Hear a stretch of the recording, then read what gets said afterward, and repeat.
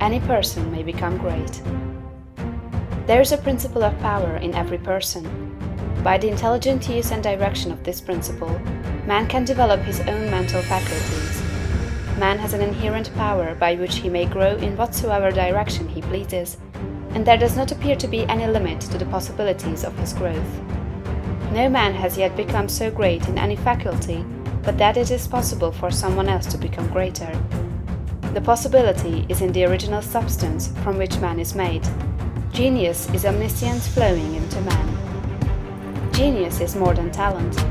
Talent may merely be one faculty developed out of proportion to other faculties, but genius is the union of man and God in the acts of the soul. Great men are always greater than their deeds. They are in connection with a reserve of the power that is without limit. We do not know where the boundary of the mental powers of man is. We do not even know that there is a boundary. The power of conscious growth is not given to the lower animals. It is man's alone, and may be developed and increased by him.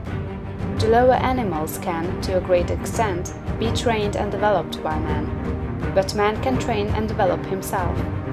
He alone has this power, and he has it to an apparently unlimited extent. The purpose of life for man is growth, just as the purpose of life for trees and plants is growth. Trees and plants grow automatically and along fixed lines. Man can grow as he will. Trees and plants can only develop certain possibilities and characteristics. Man can develop any power, which is or has been shown by any person, anywhere. Nothing that is possible in spirit is impossible in flesh and blood. Nothing that man can think is impossible in action. Nothing that man can imagine is impossible of realization. Man is formed for growth, and he is under the necessity of growing. It is essential to his happiness that he should continuously advance. Life without progress becomes unendurable, and the person who ceases from growth must either become imbecile or insane. The greater and more harmonious and well-rounded his growth, the happier man will be. There is no possibility in any man that is not in every man. But if they proceed naturally, not two men will grow into the same thing or be alike. Every man comes into the world with a predisposition to grow along certain lines, and growth is easier for him along those lines than in any other way. This is a wise provision, for it gives endless variety. It is as if a gardener should throw all his bulbs into one basket. To the superficial observer, they would look alike, but growth reveals the tremendous difference. So of men and women, they are like a basket of bulbs. One may be a rose and add brightness and color to some dark corner of the world. One may be a lily and teach a lesson of love and purity to every eye that sees. One may be a climbing vine and hide the rugged outlines of some dark rock. One may be a great oak among whose boughs the birds shall nest and sing, and beneath whose shade the flocks shall rest at noon, but everyone will be something worthwhile, something rare, something perfect. There are undreamed of possibilities in the common lives all around us in a large sense. There are no common people. In times of national stress and peril, the cracker-box loafer of the corner store and the village drunkard become heroes and statesmen through the quickening of principle of power within them. There is a genius in every man and woman, waiting to be brought forth. Every village has its great man or woman, someone to whom all go for advice in time of trouble, someone who is instinctively recognized as being great in wisdom and insight. To such a one, the minds of the whole community turn in times of local crisis. He is tacitly recognized as being great.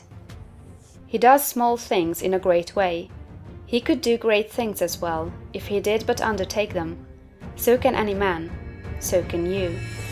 The principle of power gives us just what we ask of it.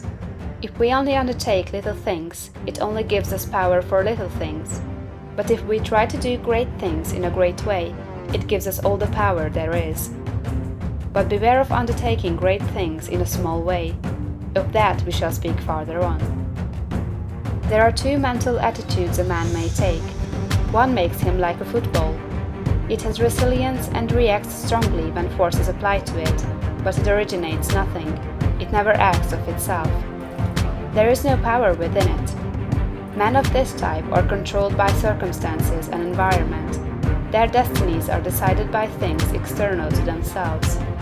The principle of power within them is never really active at all. They never speak or act from within. The other attitude makes man like a flowing spring. Power comes out from the center of him. He has within him a well of water springing up into everlasting life. He radiates force, highest felt by his environment. The principle of power in him is in constant action. He is self-active. He hath life in himself. No greater good can come to any man or woman than to become self-active. All the experiences of life are designed by Providence to force men and women into self-activity, to compel them to cease being creatures of circumstances and master their environment.